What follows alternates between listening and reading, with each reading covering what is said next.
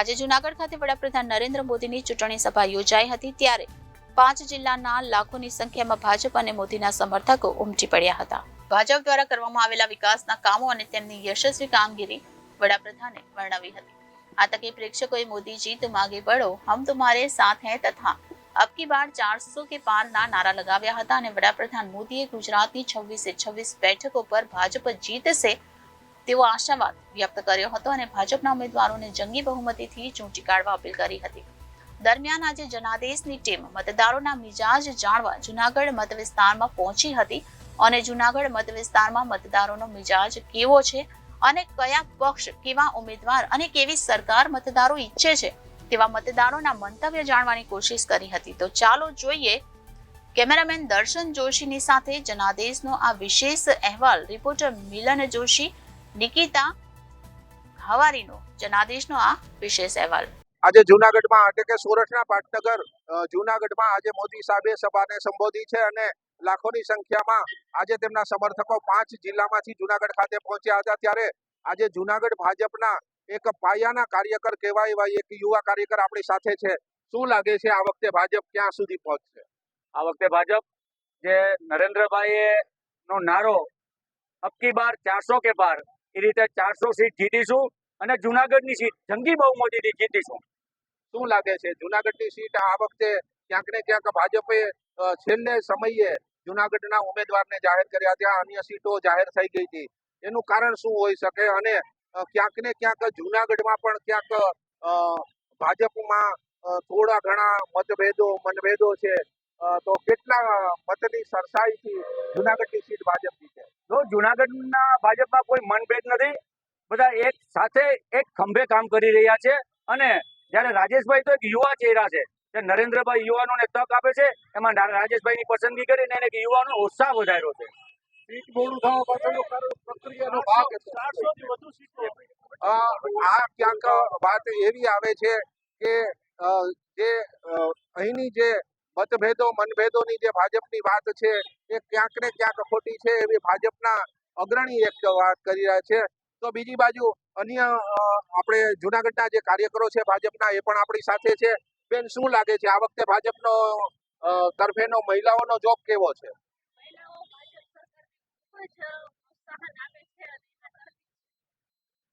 મોદી સરકાર અને ખાસ કરીને ભાજપ સરકાર આવી ત્યાર પછી સલામતી જે મહિલાઓની છે, સુરક્ષા છે, એ બાબતે બેન શું કહેશો? પ્રોત્સાહન આપે છે એને લઈને લેડીઝોને જરાય અંદરથી કોઈ જાતનો ડર જ નથી રહ્યો એમ કે પુરુષ સમોવડ લેડીઝ થઈને અત્યારે છે લેડીઝ રાત્રે પણ બહાર નીકળી શકે છે અને એને બધી જાતના પ્રોટોકોલ મળે છે એમ। એટલે લેડીઝને અત્યારે એવું કાંઈ રહ્યું જ નથી કે બહાર નીકળવા કોઈને ડર એવું કોઈ જાતની કોઈ વસ્તુ જ નથી એમ। આ છે જૂનાગઢના મહિલા ભાજપના કાર્યકરો, એમની સાથે એક અન્ય મતદાર પણ જોડાયા છે। શું લાગે છે જૂનાગઢ મહાનગરપાલિકામાં કરોડ રૂપિયાની ગ્રાન્ટો જૂનાગઢમાં આવી છે, છતાં પણ ક્યાંક ને ક્યાંક લોકોમાં નારાજગી, લોકોને તકલીફો પડી હોય એવી વાત છે। જોકે આ વાત છે સ્થાનિક કક્ષાની છે, પણ ભાજપ ત્યારે આ લોકસભાની ચૂંટણીમાં ઉમેદવાર લઈને આવ્યું છે ત્યારે જ લોકસભાના ઉમેદવારને ક્યાંક ને ક્યાંક આ વસ્તુ નડશે। શું લાગે છે? લોકસભાના ઉમેદવારને આ કોઈ વસ્તુ નડે એમ નથી અને જે સ્થાનિક કક્ષાએ રોષ છે, ભૂગર્ભ ગટરનું કામ અત્યારે ચાલી રહ્યું છે, 300 કરોડની યોજના છે અને ભૂગર્ભ ગટર, પાણીની લાઈટ, નળ કનેક્શન, ગેસ કનેક્શન, આ બધી વસ્તુઓ એક જટિલ પ્રક્રિયા છે, એ ધીરે ધીરે એનો પ્રોગ્રેસ થઈ રહ્યો છે। વોર્ડ નંબર 7ના અમે કાર્યકરો છે, મારું નામ જયંત ભટ્ટ છે। આ કોઈ પણ વસ્તુ સ્થાનિક ચૂંટણીમાં કે લોકસભાની ચૂંટણીમાં નડે એવું કઈ છે નહીં। અમે જંગી બહુમતીથી જીતશું, 5 લાખની લીડથી જીતશું। ભારત માતા કી જય, વંદે માતરમ। ટૂંકમાં જૂનાગઢનો મિજાજ ક્યાંક ને ક્યાંક ભાજપ તરફે અહીં જે ભાજપના કાર્યકરો છે તેમના કહેવા પ્રમાણે લાગી રહ્યું છે। અન્ય મતદારોને આપણે જાણીએ એનું મંતવ્ય શું છે અને આ વખતે કયા કારણોસર કયા પક્ષને મત આપશે એ મંતવ્ય જાણવા મળીએ અન્ય મતદારો। યાને કે ભાજપને મત આપશું અને ભાજપને જંગી બહુમતીથી ચૂંટી કાઢશું। આ સાથે આપણી વચ્ચે એક બીજા મતદાર પણ છે। શું લાગે છે આજે મોદી સાહેબે જે ભાષણ આપ્યું એનું કારણ શું? વિકાસ કર્યો છે દેશનો કે એમાં કઈ ઘટે જ નહીં। ભારત માતા કી જય, વંદે માતરમ, બાકી બીજું બધું ખોટું છે। મોદી સાહેબ જ 400 ઉપર જીતશે.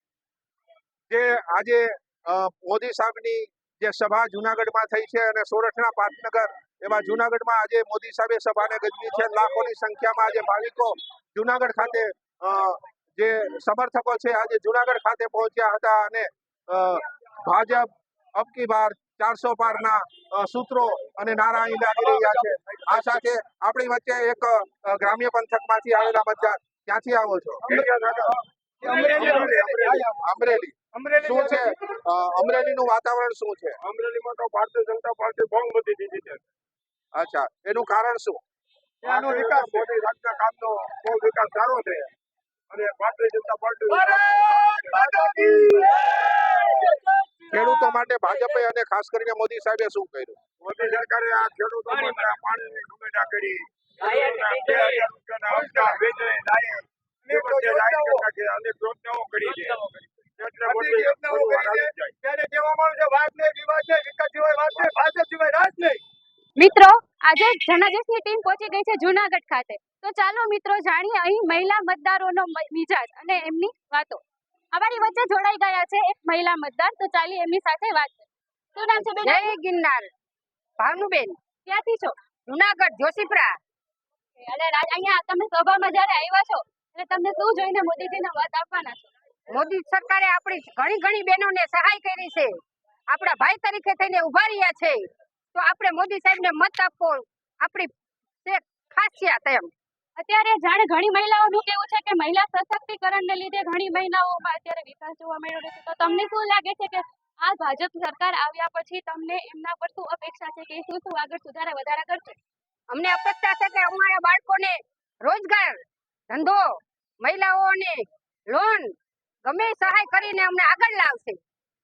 આ હતા આપના આજના જૂનાગઢના મહિલા મતદાર. તો ચાલો મિત્રો હવે જાણીએ બીજા ઉમેદવાર તરફથી આપણે એમના મંતવ્ય.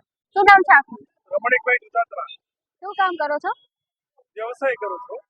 શું લાગ્યું આજે આપને મોદી સાહેબની સભા સાંભળીને? નરેન્દ્રભાઈ મોદી સાહેબની સભાને સાંભળીને બધા જ લોકો આનંદની લાગણી અનુભવે છે અને ગુજરાત દેશના પનોતા પુત્રને સાંભળી અને એકદમ આનંદ કિલ્લોલ અને પ્રફુલ્લિત મને સૌ લોકોએ નરેન્દ્રભાઈ મોદીને સાંભળ્યા. આપણે કોને મત આપશો? इसके बाद 400 पार भारतीय जनता पार्टी ने ભરી એને મત આપવાનું સૌ લોકોએ મન બનાવેલું છે. મિત્ર, મોદીની સભા બાદ લોકોનો જે પ્રચંડ જે સમર્થન છે ભાજપ તરફ જઈ રહ્યું એવું અત્યારે લાગી રહ્યું છે. આજે જે ભાજપની સભા થઈ અને મોદી સાહેબે જે સભાને ગજવી છે ત્યારે લાખોની સંખ્યામાં અહીં તેમના ટેકેદારો અહીં ઉપસ્થિત હતા. લગભગ 5 જિલ્લામાંથી મતદારો અહીં આ મોદી સાહેબની સભામાં અહીં આવી પહોંચ્યા છે. ત્યારે આપણી વચ્ચે છે એક અન્ય મતદાર. ક્યાંથી આવો છો? વિસાવદર. અચ્છા, શું લાગે છે આ વખતે કોણ જીતશે? ઓલ ઓવર ભારતની અંદર અમારું એવું માનવું છે, ન્યૂઝ જોઈને આ વખતે બહુ ખૂબ મોટી લીડથી ભારતીય જનતા પાર્ટી ચૂંટાવાની છે અને 400 ઉપર સીટથી ચૂંટાય. મોદી સાહેબ જો અત્યારે મારા શરીરની ઉપર જો પરસેવો વેળ્યો છે, સભામાં આવ્યો હોય પરસેવો વેળ્યો હોય, તો મોદી સાહેબ તો 18 કલાક કામ કરી અને પરસેવો પાડે છે આ ભારત માટે. તો મારું એવું માનવું છે આપના માધ્યમથી કે જે જગ્યાએ આ ન્યૂઝ જાય આ જોઈ અને અબકી બાર 400 કે પાર. તમારી વાત બધી સાચી છે, પરંતુ વિસાવદરનો જે માહોલ અત્યાર સુધીનો જે રહ્યો છે એ કોંગ્રેસ તરફી રહ્યો છે. 2 વખત જે ધારાસભ્ય જે ચૂંટાણા છે એ કોંગ્રેસ અને આપના ચૂંટાણા છે. ત્યારે આ વખતે આપને શું લાગે છે? આ ચૂંટણી છે એ દેશ હિતની ચૂંટણી છે, ગ્રામ્યની ચૂંટણી નથી. હું પણ નગરપાલિકાનો સદસ્ય છું એ જોઈને કહું છું અબકી બાર 400 કે પાર. જય શ્રી રામ, જય શ્રી રામ. એટલે આમ ક્યાંક ને ક્યાંક જોઈએ તો મતદારોનો જે મિજાજ છે ક્યાંક ને ક્યાંક મોદી સાહેબની સભા બાદ અને ક્યાંક ને ક્યાંક મોદી સાહેબના અને ભાજપના વિકાસની સાથે ભાજપ તરફ જઈ રહ્યો છે. આજે મોદી સાહેબે ખૂબ જ વિશાળ સંખ્યામાં જે મતદારો છે તેના સમર્થકોની ઉપસ્થિતિમાં એક ખૂબ સારી અહીં જંગી સભાને સંબોધી હતી અને કોંગ્રેસ ઉપર આકરા પ્રહારો કરી અને ભાજપને મત આપવા લોકોને અપીલ કરી છે. Bureau report Janadesh news, Junagadh.